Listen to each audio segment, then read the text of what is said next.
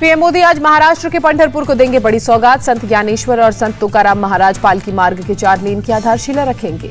PM Modi 223 kilometre के upgraded road project का भी लोकार्पण करेंगे। पंढरपुर से कई नेशनल हाईवेज की बढ़ेगी कनेक्टिविटी। बीजेपी राष्ट्रीय कार्यकारिणी बैठक में बोले मोदी, बीजेपी में परिवारवाद नहीं, सेवा संकल्प और समर्पण पर टिका है पार्टी का आधार।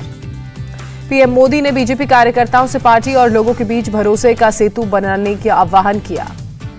पीएम ने कहा, ज्ञान सिर्फ किताबों में नहीं मिलता, लोगों के बीच काम करने से तजुर्बा आता है।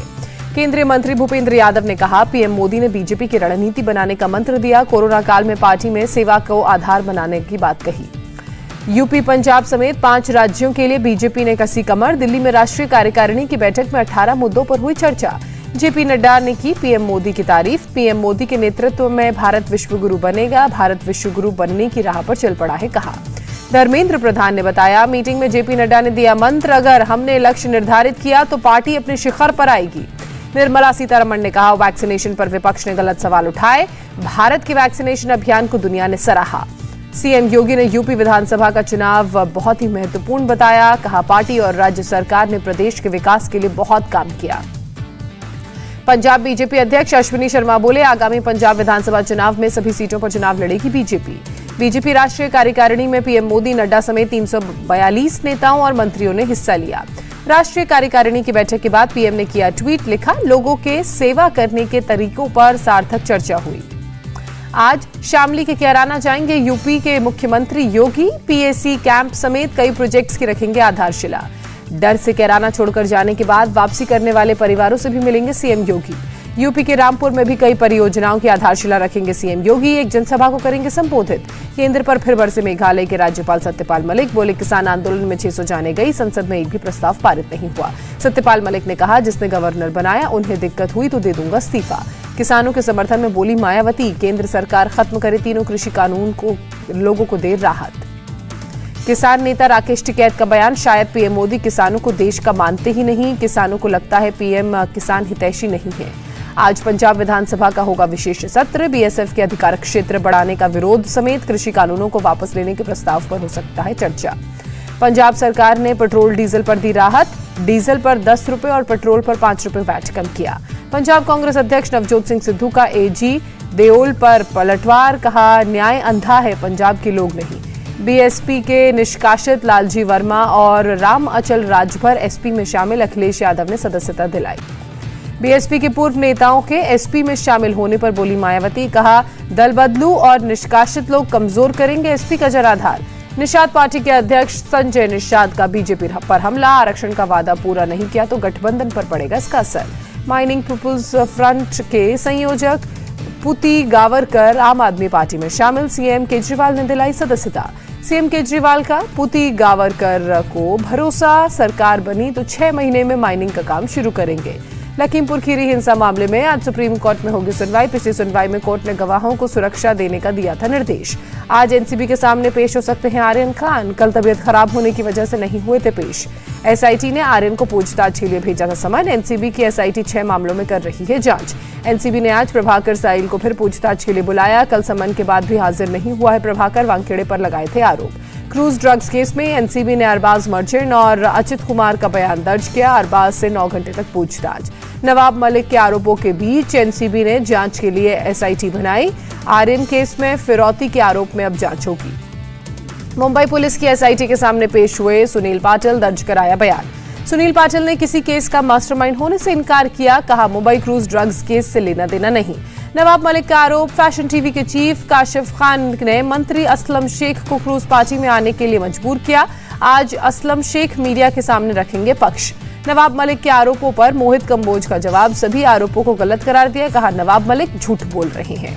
मोहित कंबोज ने कहा, नवाब मलिक ने सुनील पाटिल के साथ रची साजिश। सुनील पाटिल के साथ पार्टी करते थे नवाब मलिक ने बीजेपी नेता मोहित कंबोज को वसूली के खेल का मास्टरमाइंड बताया। समीर वानखेड़े का पार्टनर भी करार दिया। गवाह विजय पगारे का खुलासा, कहा, ड्रग्स केस में 4 मास्टरमाइंड गुस्सावी, भानुशाली, सैम, सुनील पाटिल साजिश में शामिल। समीर वानखेड़े मानहानि केस में आज कोर्ट में होगी सुनवाई। समीर वानखेड़े के पिता ने नवाब मलिक पर 1.25 करोड़ की मानहानि का ठोका है मुकदमा। महाराष्ट्र के पूर्व गृह मंत्री अनिल देशमुख को झटका। बॉम्बे हाईकोर्ट ने 12 नवंबर तक ईडी कस्टडी में सौंपा। अनिल देशमुख के बेटे ऋषिकेश देशमुख को कोर्ट से राहत नहीं मिली। अग्रिम जमानत याचिका पर 12 नवंबर तक सुनवाई स्थगित की गई। मध्य प्रदेश में दंगाइयों से नुकसान की भरपाई करेगी शिवराज सरकार। कानून को अमली जामा पहनाने की तैयारी। पत्थरबाजी और दंगों के दौरान संपत्ति को नुकसान पहुंचाने वाले उपद्रवियों से होगी वसूली। श्रीनगर के बटमालू में आतंकी हमला। आतंकवादियों ने पुलिसकर्मी की गोली मारकर हत्या की। पाकिस्तान की नापाक हरकत। पाकिस्तानी मरीन ने महाराष्ट्र के मछुआरे की गोली मारकर जान ली। गुजरात तट से दूर अरब सागर की घटना। मछुआरे की हत्या को लेकर फिशिंग बोट के क्रू सदस्यों से हो रही है पूछताछ। 6 नवंबर की बताई जा रही है घटना। भारतीय मछुआरों की मौत का मुद्दा पाकिस्तान के सामने उठाएगा भारत। पाकिस्तानी मरीन ने समुद्री सीमा रेखा के पास मारी थी गोली। आज 141 हस्तियों को पद्म पुरस्कार देंगे राष्ट्रपति रामनाथ कोविंद। 2020 के लिए दिया जाएगा सम्मान। मंगलवार को भी 119 लोगों को पद्म पुरस्कार से सम्मानित करेंगे राष्ट्रपति। 2021 के लिए मिलेगा पुरस्कार। ईडी ने बीएसपी विधायक मुख्तार अंसारी से बांदा जेल में 6 घंटे पूछताछ की। सरकारी जमीन पर अवैध कब्जा कर करोड़ों की कमाई का आरोप। माफिया अतीक अहमद से भी ईडी ने साबरमती जेल में पूछताछ की। 16 बेनामी संपत्तियों का कागजात हुए बरामद। झारखंड के लातेहार में 2 जगहों पर एनआईए की रेड। जबरन वसूली और सरकारी कार्यों में बाधा डालने के मामले में रेड। असम के पूर्व मुख्यमंत्री हितेश्वर सैकिया के बेटे अशोक सैकिया को सीबीआई ने गिरफ्तार किया। आज कोर्ट में करेगी पेश। अशोक सैकिया की लोन स्कैम मामले में हुई गिरफ्तारी। 25 साल पुराने 9 लाख रुपए का कर्ज नहीं चुकाने के मामले में गिरफ्तारी। बार बार समन जारी होने के बाद भी अशोक सैकिया अदालत के सामने पेश नहीं हो रहा था। बिहार में जहरीली शराब मौत मामले में समस्तीपुर के पटोरी थाना अध्यक्ष मुकेश कुमार सिंह निलंबित। 1 महिला समेत 3 लोग गिरफ्तार। राजस्थान के भरतपुर में जमीन विवाद में घर में घुसकर बाप बेटे की हत्या की गई। पुलिस ने मामला दर्ज कर जांच शुरू की। आज नहाय खाए के साथ छठ पूजा की होगी शुरुआत। 10 नवंबर को सांध्य अर्घ्य और 11 नवंबर को दिया जाएगा सुबह का अर्घ्य। दिल्ली में छठ पर सियासी बवाल। छठ घाट बनाने की मांग को लेकर आप नेता शनिवार से धरने पर बैठे। मेयर ने घाट बनाने पर रोक लगाने की बात कही। मुंबई में भी छठ को लेकर बीजेपी ने मोर्चा खोला। बीएमसी ने समंदर किनारे छठ पूजा को नहीं दी इजाजत। कृत्रिम तालाब बनाकर कर सकते हैं पूजा। तमिलनाडु में साइक्लोन के अलर्ट के बाद एनडीआरएफ की 4 टीमें तैनात की गई। अगले 2 दिन भारी बारिश का अनुमान। चेन्नई के जलभराव वाले इलाकों में सीएम स्टालिन का दौरा। Perambur, barrack road, Otteri bridge और पैड़ी में लिया हालात का जायजा। सीएम स्टालिन का विधायकों सांसदों को पुनर्वास का कार्य शामिल होने का निर्देश दिया। चेन्नई समेत 11 जिलों में 20 सेंटीमीटर से ज्यादा बारिश दर्ज की गई। पीएम मोदी ने तमिलनाडु के सीएम स्टालिन से की बात। दिया हर संभव मदद का भरोसा।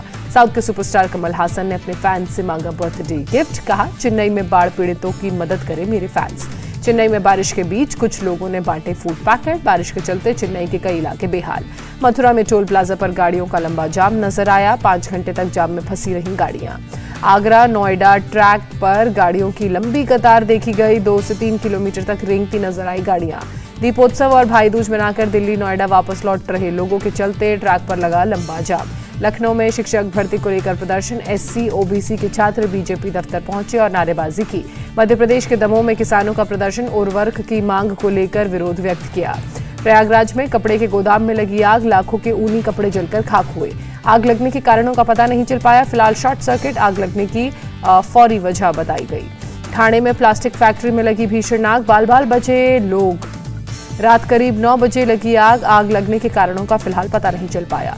कोरोना का नया वेरिएंट भारत के लिए कम चिंता का विषय। भारतीय SARS-CoV-2 जीनोमिक्स संघ का दावा। मध्य प्रदेश में 100% वैक्सीनेशन के लिए अभियान तेज। 10 नवंबर से 31 दिसंबर तक हर गुरुवार को 1 करोड़ लोगों को दी जाएगी डोज। बिहार में अब तक कोरोना वैक्सीन की 7 करोड़ डोज दी जा चुकी है। बिहार के स्वास्थ्य मंत्री मंगल पांडे ने इस बाबत जानकारी दी। देश में पिछले 24 घंटे में कोरोना के 10,853 नए मामले सामने आए। एक दिन में 526 संक्रमितों ने दम तोड़ा। महाराष्ट्र में कोरोना के 892 नए मरीज सामने आए। 16 की मौत। अकेले मुंबई में एक दिन में 252 लोग संक्रमित पाए गए। 5 लोगों ने जान गंवाई। उत्तर प्रदेश में जीका वायरस का कहर। कानपुर में अब तक 89 केस सामने आए। दूसरे जिले में भी कई मामले मिले। मैक्सिको में बड़ा हादसा। आपस में टकराई गई गाड़ियां। 15 लोगों की मौत। हादसे के बाद गाड़ियों में लगी आग। मौके पर चलाया गया रेस्क्यू ऑपरेशन। स्पेन के ला पाल्मा में ज्वालामुखी से लगातार निकल रहा है लावा। आसपास के इलाकों में फैली राख। लावा के खतरे को देखते हुए अब तक 7,000 से ज्यादा लोग घर छोड़ने को हो चुके हैं मजबूर। 2,000 से ज्यादा इमारतों को पहुंचा है नुकसान। चीन के उत्तरी इलाके में बर्फीले तूफान का कहर। कई जगहों पर सड़क प्रभावित। बर्फबारी की वजह से गिरा तापमान। मौसम विभाग ने बर्फीले तूफान का ऑरेंज अलर्ट जारी किया। नामीबिया के मैच से पहले भारतीय टीम ने रद्द किया प्रैक्टिस सेशन। आज खेला जाएगा दोनों टीमों के बीच मुकाबला। वर्ल्ड कप टूर्नामेंट के बीच बॉलिंग कोच भरत अरुण का बड़ा बयान। वर्ल्ड कप में मिली हार की वजह आईपीएल को ठहराया। T20 वर्ल्ड कप में न्यूजीलैंड ने अफगानिस्तान को 6 विकेट से हराया। भारत की सेमीफाइनल में जाने की उम्मीद खत्म हुई। केन विलियमसन और डेवोन कॉनवे ने 68 रन की पार्टनरशिप की और टीम को जीत दिलाई। जीत के साथ कीवी टीम सेमीफाइनल में पहुंची। पहले बल्लेबाजी के लिए उतरी अफगानिस्तान ने 20 ओवर में 124 रन बनाए। न्यूजीलैंड की टीम ने 18.1 ओवर में लक्ष्य हासिल किया। अफगानिस्तान न्यूजीलैंड मैच में पहले अबुधाबी में भारतीय मूल के क्यूरेटर मोहन सिंह का निधन। T20 वर्ल्ड कप में पाकिस्तान ने स्कॉटलैंड को 72 रन से हराया। दूसरे ग्रुप में 10 अंकों के साथ टॉप पर रही टीम। बाबर आजम ने 66 रन और शोएब मलिक ने नाबाद 54 रन बनाए। पाकिस्तान ने पहले बल्लेबाजी करते हुए 189 रन बनाए। लक्ष्य का पीछा करते हुए स्कॉटलैंड की टीम 6 विकेट पर 117 रन ही बना पाई। रिंची बैरिंगटन ने नाबाद 54 रन की पारी खेली। रिटायरमेंट को लेकर क्रिस गेल ने किया बड़ा दावा। कहा, एक और वर्ल्ड कप खेलना पसंद करूंगा। इंडिया टीवी हर वक्त हर जगह डाउनलोड करने के लिए सर्च करें India TV news Google play store या ऐप स्टोर पर।